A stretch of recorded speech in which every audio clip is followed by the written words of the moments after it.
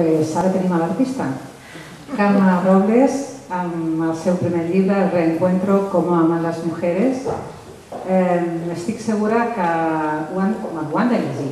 Estic segura que els agradarà. I, a més, els demano un favor. Si els agrada, recomanin el llibre, sisplau. Endavant, Carme.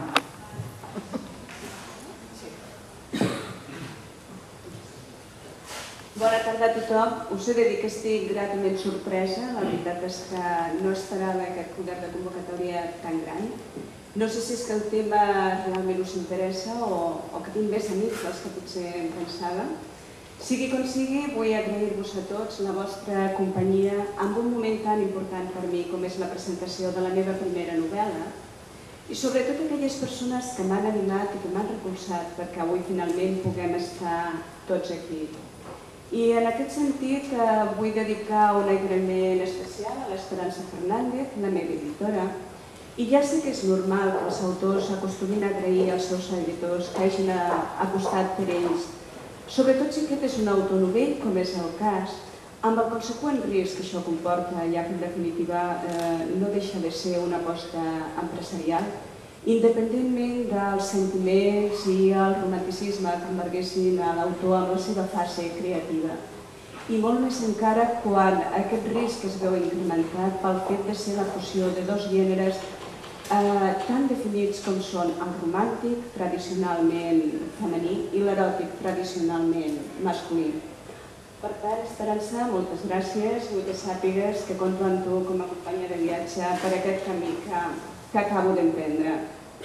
El Gaspar Hernández, que acaba de marxar, hi havia un problema perquè tenia el programa de ràdio, no podia quedar-se més temps, els seus oients no haurien perdonat que arribés tard. Però la veritat és que avui, per aquesta primera presentació, necessitava una persona amb una sensibilitat especial perquè em fes companyia. I si estem parlant de persones amb sensibilitat, sens dubte el Gaspar és la persona més adient, com ens acaba de demostrar amb les seves paraules.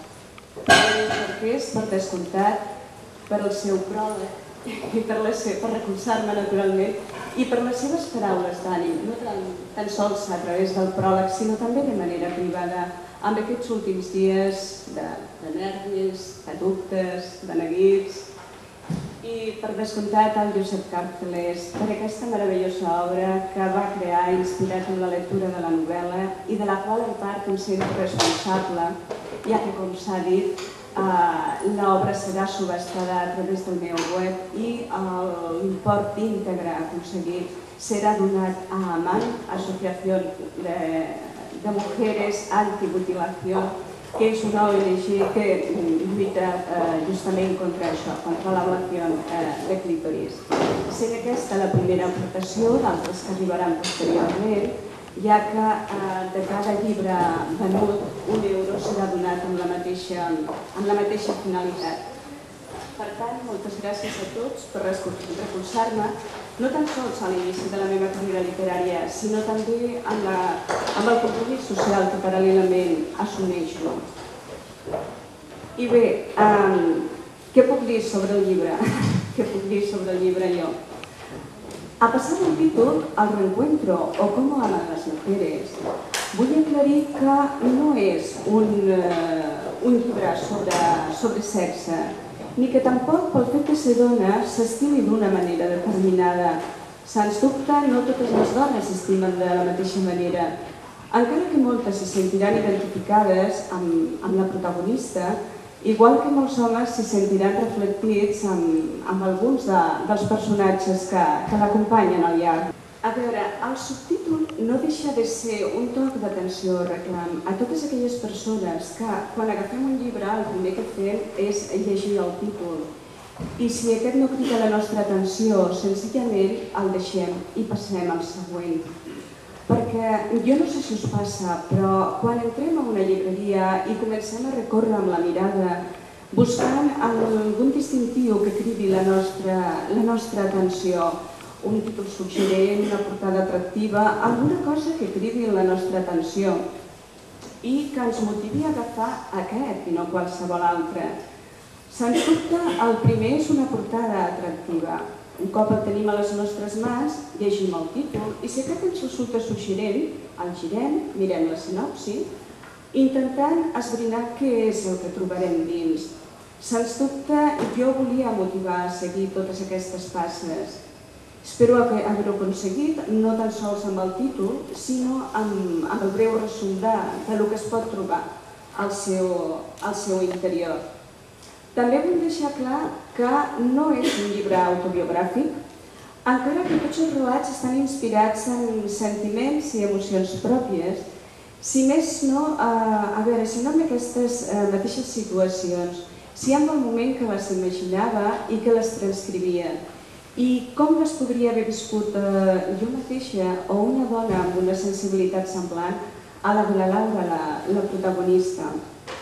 També vull deixar clar que cap dels personatges, tots els personatges són ficticis, cap d'ells no existeix realment.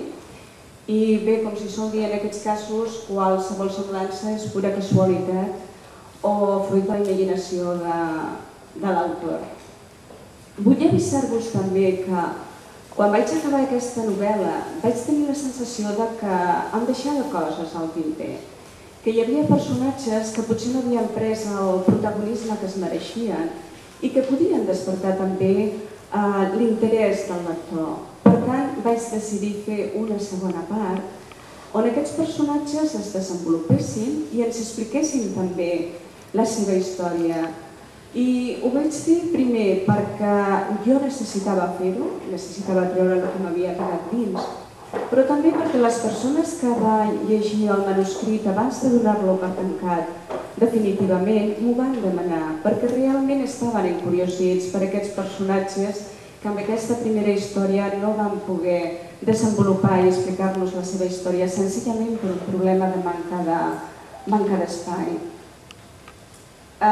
Com us deia, no és una novel·la sobre sexe, és una novel·la sobre sentiments, però sí que és cert que tenia interès en que les escenes físiques fossin àmpliament relatades i a més que es fes d'una manera elegant i des d'un punt de vista molt emocional, explicant les reaccions fisiològiques naturalment, però sobretot les emocions i els sentiments que ens acompanyen en els moments en què decidim compartir-nos d'aquesta manera tan íntima.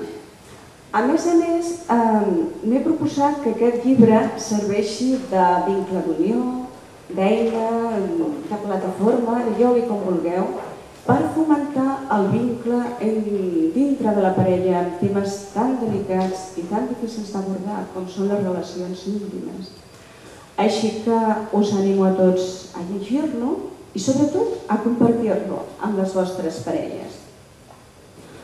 Volia comentar que amb els dies que el llibre porta al carrer, que són molt poquets, un parell de dies, 3 o 4 en alguna llibreria, se m'han fet forces preguntes a través del blog o per d'altres mitjans, però hi ha un parell que volia comentar perquè potser són les que més es repeteixen.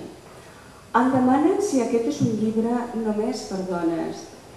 I la veritat és que no, tot el contrari. Jo personalment considero que tots els homes ho haurien de llegir perquè, entre d'altres coses, els ajudarà a entendre una mica més bé les reaccions i les emocions de les dones que moltes vegades no acaben d'entendre. Per tant, si ells no acostumen a comprar aquest tipus de llibres, jo animo a les seves parelles a regalar-los, perquè sens dubte els ajudarà a tots dos.